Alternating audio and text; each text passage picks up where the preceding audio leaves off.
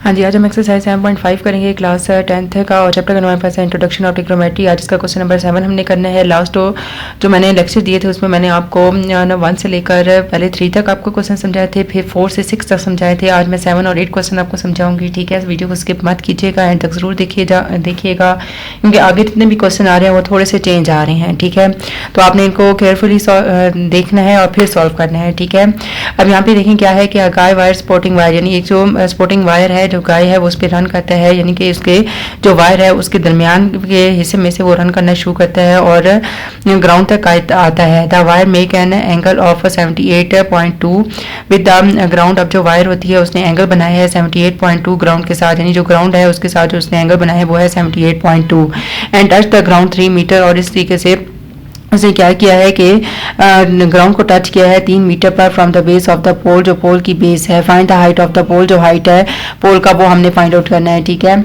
सबसे पहले हमारे पास क्या आता है कि ये हम लोगों ने वायर बना लिया है और समझो ये इसका पोल आ गया है। ठीक है, हाँ जी, ये हमने वायर बना दी। यहाँ से दरमियान के हिस्से में से इसने भागना शुरू किया है गाय ने। ठीक है, और हाँ जी, तो मिडल में से इसने रन करना शुरू किया है। ठीक है, और यहाँ पर ये आया है हमारे पास। ठीक है, तो इसने जो एंगल बनाया है तो इसका एंगल बन रहा है वो कितना बन रहा है 78.2 सेंटीग्रेड बन रहा है विद द ग्राउंड के साथ। ये ग्राउंड है। ठीक है, एंड टच द ग्राउंड, और इसी ने जो टच किया है ग्राउंड को वो कितने पे किया है 3 मीटर पे किया है।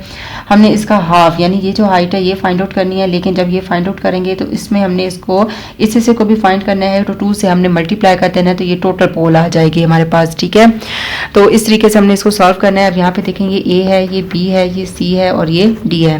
दोबारा एक दफ़ा इसको देख लें आप लोग कि क्या करना है हमने कि एक हमने सपोर्टिंग वायर ले लिया है। ठीक है, जो गाय है वो उस वायर के दरमियान में से भागता है, भाग के वो क्या आ जाता है कि ग्राउंड तक आता है। ग्राउंड तक आता है तो उसने जो एंगल बनाया है वो 78.2 का बनाया है और ग्राउंड के साथ ही उसने एंगल इतना बनाया है। ठीक है, एंड टच द ग्राउंड, और उसने क्या किया है कि ग्राउंड को टच किया है 3 मीटर, यानी कि इस पोल का और इसने तक का जो डिस्टेंस है वो 3 मीटर है। हमने इसकी क्या करनी है, इस पोल की हाइट फाइंड आउट करनी है। ठीक है, हाँ जी, अब हम लोग क्या करते हैं, सबसे पहले कि यहाँ पर आप देखें तो यहाँ पे हमारे पास P है और B है, यानी कि ये हमारे पास 10 है, तो हम लिखते हैं 10 78.2 is equal to P over B, यानी कि P जो हमारे पास है वो आ जाता है BC, जबकि ये आ जाता है AB बेस। ठीक बेस। ठीक है, अब यहाँ पर हमारे पास जो BC है, BC की जगह पर H लिखते हैं, AB की जगह पर 3 लिखते हैं और यहाँ लिखते हैं 10 78.2 सेंटीग्रेड।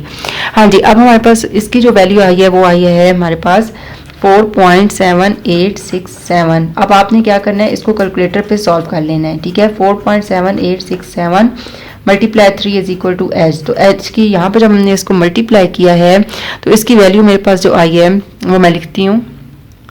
ठीक है, इसको मल्टीप्लाई करके इसकी वैल्यू आई है 14.36 मीटर, ये यहाँ तक आया है। अब मुझे टोटल चाहिए तो मैं क्या करूँगी कि इसको मैं 2 से मल्टीप्लाई कर दूँगी 36, तो ये आ जाएगा हमारे पास 28.72 मीटर, यानी कि जो हमारे पास हाइट ऑफ पोल आई है, हाइट ऑफ पोल ये कितनी आई है 28.72 मीटर। हमेशा याद रखिएगा कि पॉइंट से पहले वाले जो डिजिट्स नंबर्स होते हैं उनको हम उसी तरह पढ़ते हैं, यानी कि 28 है तो 28 14 पढ़ेंगे, लेकिन पॉइंट के बाद होते हैं तो उनको हम डिजिट की फॉर्म में पढ़ते हैं, यानी 0.72 0.73 इस तरीके से। ठीक है, जिस तरह यहाँ पे है 0.36। ठीक है, तो इस तरीके से हम लोग को पढ़ती होती हैं। तो इस तरीके से आपको ये क्वेश्चन एक सॉल्व हो गया जिसमें हमने height of pole find out की है। हाँ जी, अब हम इसका क्वेश्चन नंबर 8 सॉल्व कर रहे हैं। इसको सॉल्व करने से पहले अगर आप मेरे चैनल पे नए हैं और अभी तक मेरे चैनल को लाइक और सब्सक्राइब नहीं किया तो काइंडली मेरे चैनल को लाइक और सब्सक्राइब कर दें, और अगर आपको मेरी वीडियोस अच्छी लग रही है तो अपने फ्रेंड और फैमिली के साथ ज़रूर शेयर कीजिएगा। इसके अलावा अगर आप कोई टॉपिक पर समझना चाहते हैं तो आप मुझे कमेंट बॉक्स में बता सकते हैं। इसके अलावा आप मुझे इंस्टा पर भी फॉलो कर सकते हैं। ठीक है, तो मेरे चैनल को लाइक और सब्सक्राइब जरूर कीजिएगा, एक हम्बली रिक्वेस्ट है आपसे। हाँ जी, क्वेश्चन नंबर 8 हमारे पास है कि road is inclined at an angle 5.7 degree है। ठीक है, एक रोड है और इंक्लाइंड का मतलब होता है इस तरीके से, यानी ऐसे चढ़ना। ठीक है, इस तरीके से, यानी जो तिरछी चीज़ होती है उसको हम इंक्लाइंड कह रहे हैं। ठीक है, एट एन एंगल 5.7 सेंटीग्रेड, इस तरह से थोड़ा सा इस तरीके से उठ के। ठीक है, ये इंक्लाइंड फॉर्म होती है।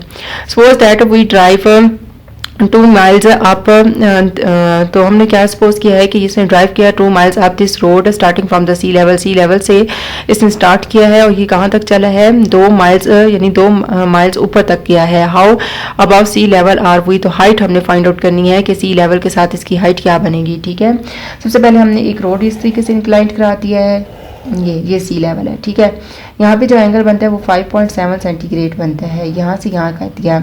अब यहाँ से लेकर यहाँ तक जो उसने चला है वो कितना है 2 माइल्स वो ऊपर गया है और इसकी हमने हाइट फाइंड आउट करनी है। ठीक है, अब यहाँ पर देखें क्या चीज़ मौजूद है, ये हमारे पास P है और ये हमारे पास B है, P ओवर B। तो ये हमारे पास सॉरी P ओवर H जो होता है वो साइन हमारे पास होता है। ठीक है, हम यहाँ लिख लेते हैं sine 5.7 centigrade P over B। अब P की जगह पर H आ जाएगा और B की जगह पर 2 आ गया और यहाँ पर आ गया साइन 5.7 सेंटीग्रेड। अब 5.7 सेंटीग्रेड का जो आंसर हमारे पास इसका आ रहा है कैलकुलेटर्स पे सॉल्व करके वो 0.099 आता है h/2।